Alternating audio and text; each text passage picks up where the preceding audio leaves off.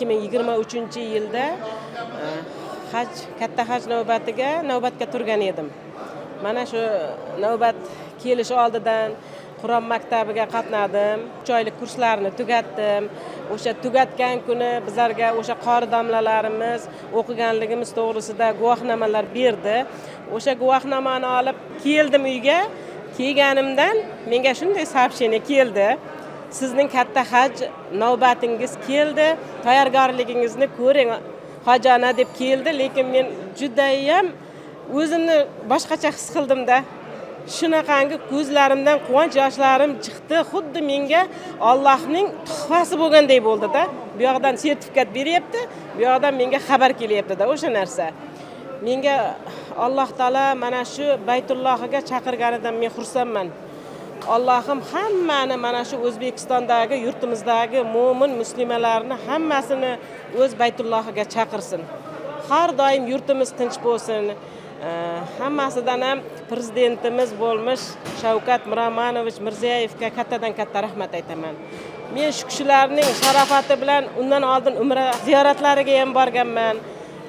Ko'proq shu prezidentimizning tashabbuslari bilan juda ko'p narsalar bo'lib ketdi-da bizning O'zbekistonimizda. Chunki hammaga o'sha xursandchilik onlari bo'lyapti. Hamma boryapti O'zbekistonda. Shuning uchun men juda xursandman. Mana shu bugungi haj ziyoratlariga borayotganimdan Allohga behisob shukronalar aytaman.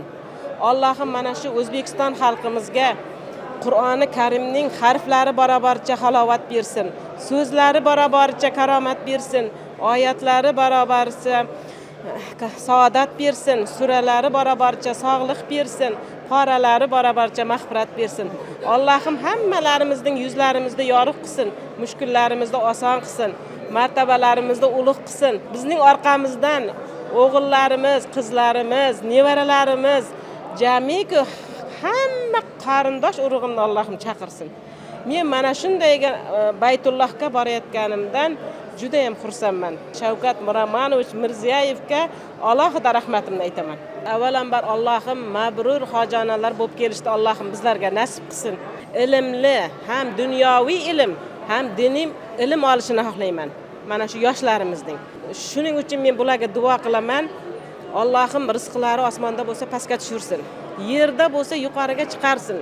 Uzoqda bo'lsa yaqin qilsin.